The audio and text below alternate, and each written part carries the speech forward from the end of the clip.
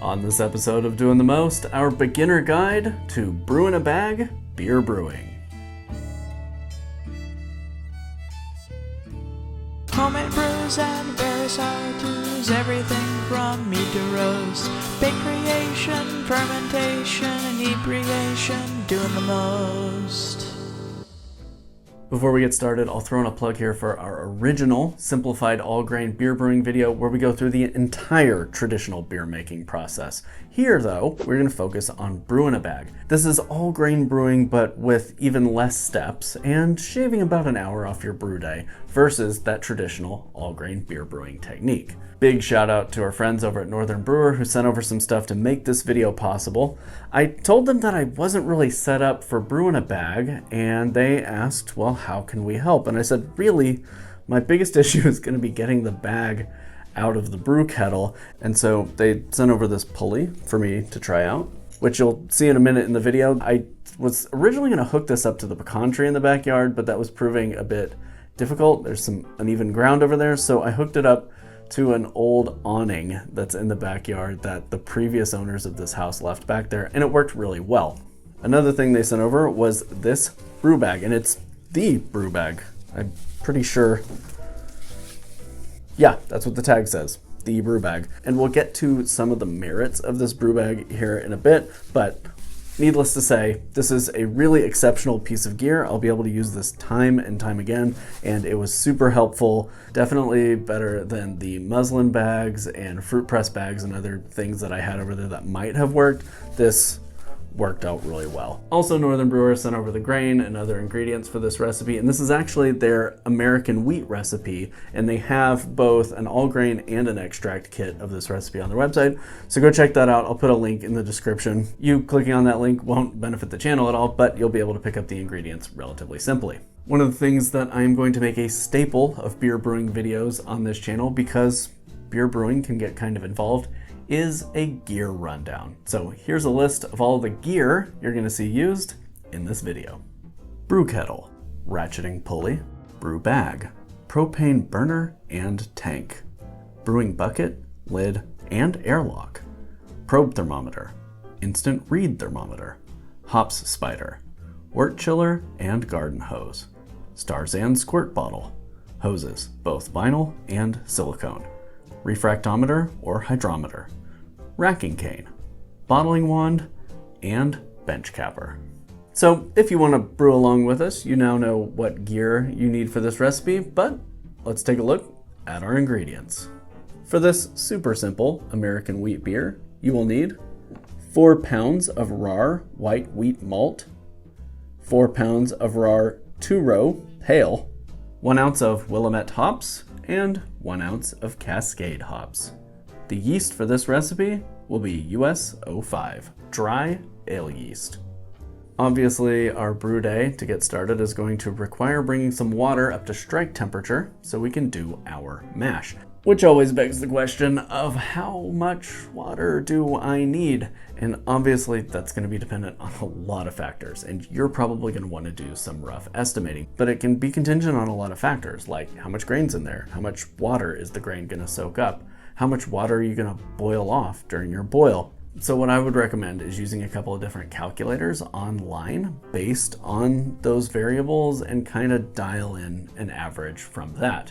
What I ended up doing was making some rough calculations and deciding on using 7.5 gallons of water to start out my mash. The grain in the brew bag ended up absorbing about 1.5 gallons of water during the mash, and then I ended up boiling off a gallon of water during the boil. So this nailed it right down to 5 gallons of beer once I got it into the fermentation vessel. So that was 7.5 gallons of water at the start of this whole brew day, which got me to 5 gallons by the time I pitched my yeast.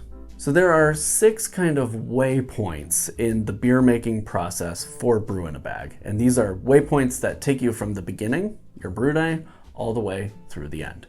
Those 6 waypoints in your process are your prep, your mash, your drain and squishing of the bag, the boil, pitching your yeast, and of course, packaging.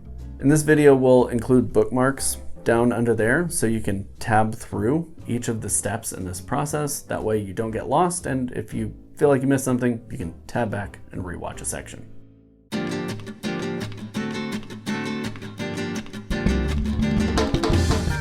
Preparation for your brew day requires a lot of cleaning and a little bit of sanitizing. So make sure any gear or equipment that's going to be in contact with anything that is going to become your beer is cleaned of any debris or contaminants and sanitized if it's not going to be part of the boiling process. This means sanitizing buckets, bucket lids, spigots, maybe your brew kettle, your hop spider, the bag. You want to sanitize hoses, mash paddles, hydrometer. Basically everything needs to be clean, spotless, and as free from contaminants and microbes as possible, so that way you don't introduce anything other than your yeast to that beer. Once everything's clean and sanitized, you're ready to start your brew day, which you should anticipate is going to take about 5 to 6 hours. First up, we needed a place to hang our ratcheting pulley. And so I decided to use this awning that's still in my backyard from when we purchased the house, and decided to brew right out in the middle of the backyard. Here's my brew kettle. It's got a welded spigot on the outside, and that runs to this little copper pipe on the inside that helps drain it.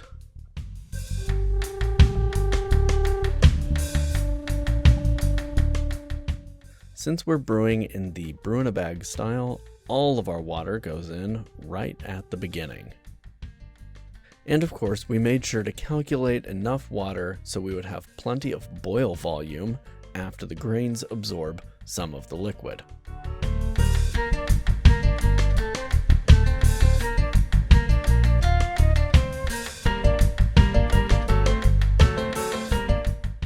Then we have to get our propane tank hooked up. I've got this propane tank here, and it's hooked up to a burner underneath my brew kettle. So get that on there nice and secure. And then we'll let her rip. This is the bag that Northern Brewer sent over for us to brew this beer in. One of the things I love about this bag is these loops that are stitched into it, because I can put them directly onto my pulley. Grain goes in. This grain was pre-milled, so I don't have to worry about milling it, and it just goes right into the brewing bag. You can see here that it's nicely crushed, just enough to expose extra surface area in the grain. I'm using an instant read thermometer to check the temperature, and we're looking for 172 degrees Fahrenheit. Once our temperature is up to 172, it's time to lower in our grain bag. First, we will shut off the gas.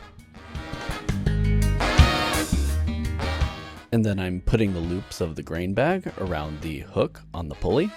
And as the grain absorbs some of the liquid during our mash, it's going to make this quite a bit heavier. So having an overhead pulley, like this one, helps to maneuver the grain bag around once it becomes kind of heavy and cumbersome.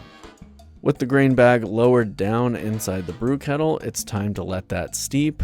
Our strike water is 172. We're hoping for a mash somewhere in the range of 155 to 160. And of course, that's going to drop lower right near the end of the mash.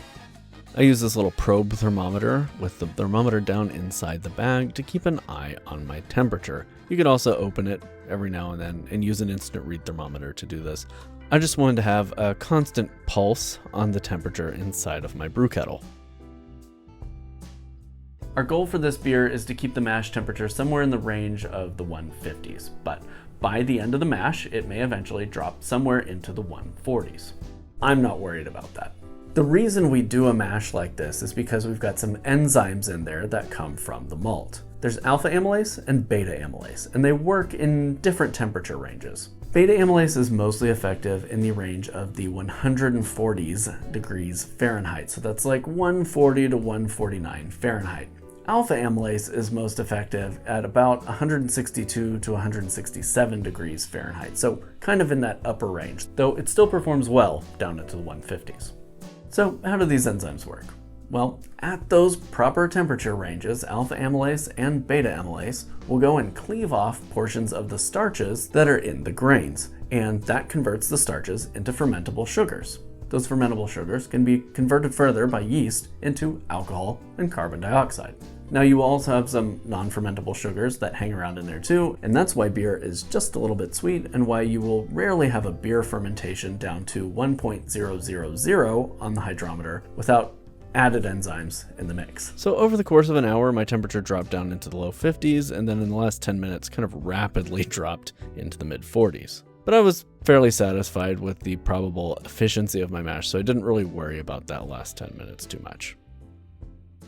If you're having trouble keeping a good mash temperature and things are dropping a little bit faster than you'd like, it's okay to kick on a little bit of heat, swirl things around a little bit, keep them moving, and get that temperature back up where you'd like it to be.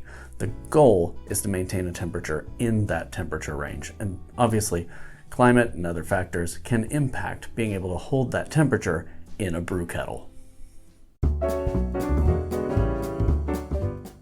Using our ratcheting pulley, I maneuvered the bag up so it was hanging just above the edge of the brew kettle. And then, using my gloved hands, carefully pressed the bag to try and squeeze out as much of the liquid as I could. You want to be very careful because this grain is extremely hot, so work quickly, but make sure to take breaks so you don't end up burning the skin of your hands. And you really want to move that grain around quite a bit to make sure that you're getting all the liquid out of there. And then you can use that grain to make spent grain bread, or dog biscuits, or just throw it into the compost heap. If you have chickens, they will find it.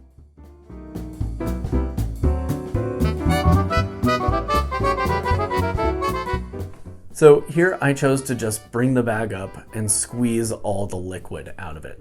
If you wanted to, you could reserve a gallon or a gallon and a half of your starting liquid and use that to rinse the grains, and you can get just a little bit more sugars off of the grains if you do that. However, that's like an added step of rinsing the grains in the bag, trying to make sure everything gets into the brew kettle, and it can just be a cumbersome part of the process that some people might want to avoid. For the purposes of this video, I just lifted the bag out, squeezed it for about 10 minutes until everything was out of there, and called it good.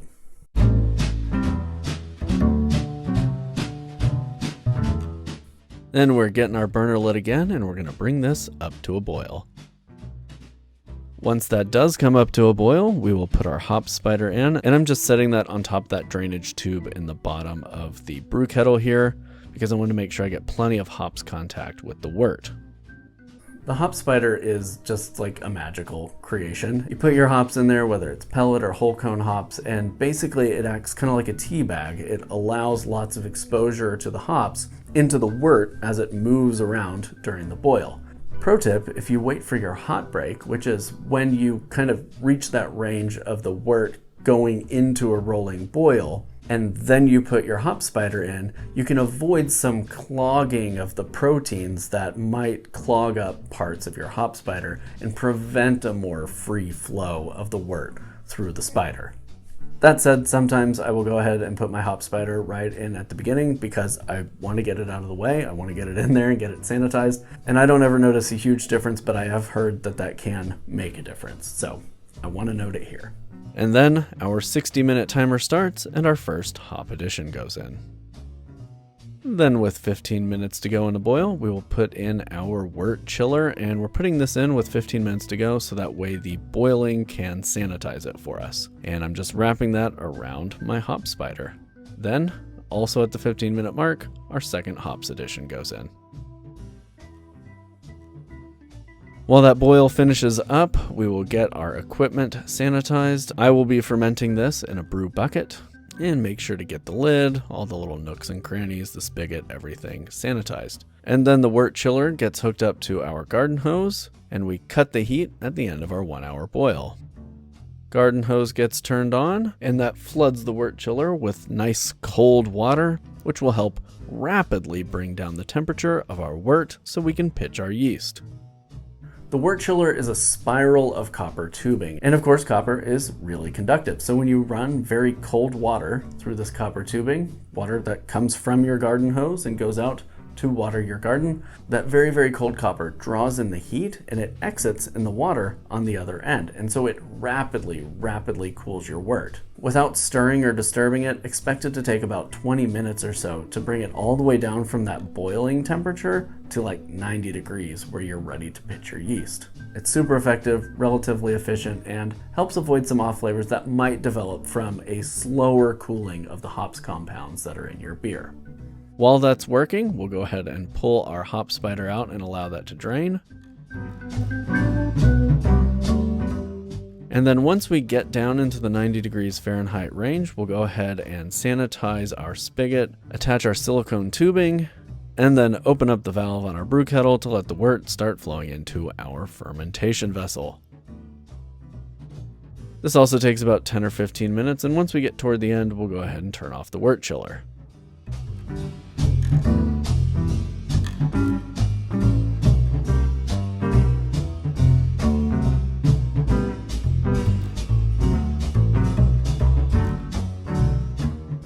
I'm using here a refractometer to check our starting gravity. You could use a hydrometer for this also by just drawing out a sample into a graduated cylinder and checking your hydrometer reading.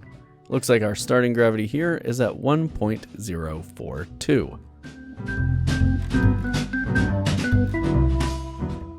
I'm using US-05 ale yeast for this and just pitching it dry directly on top of the beer.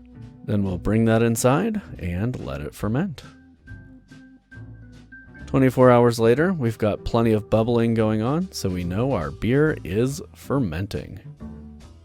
This beer fermented out to 1.015 in just a week's time, and then I gave it another week to kind of just rest, for the yeast to do a little cleanup, and for some of the particulate to drop out to the bottom of the fermenter. After that, it was time to bottle. I'm using 4.5 ounces of dextrose here as priming sugar. I mixed that with a little bit of water and then boiled it in the microwave. The priming sugar will be consumed by the yeast inside the bottle and turned into carbon dioxide and a little bit of alcohol, but that carbon dioxide production will carbonate our beer inside the bottles. After it comes out of the microwave, we'll stir it up and then pour that directly in the bottom of a clean and sanitized bucket. And then we will rack the beer on top of the priming sugar, and the swirling action of racking it into that bucket will mix the priming sugar all the way throughout the beer, and making sure that you don't get any variation in carbonation levels amongst your bottles. You don't want some to be overcarbonated and some to be undercarbonated. Once we have a nice clean rack onto our sugar, we'll use a bottling wand to bottle our bottles, leaving about 1.5 inches of headspace in the top of each bottle, and then we're capping those with crown caps. At room temperature, these should take about 2, maybe 3 weeks to carbonate.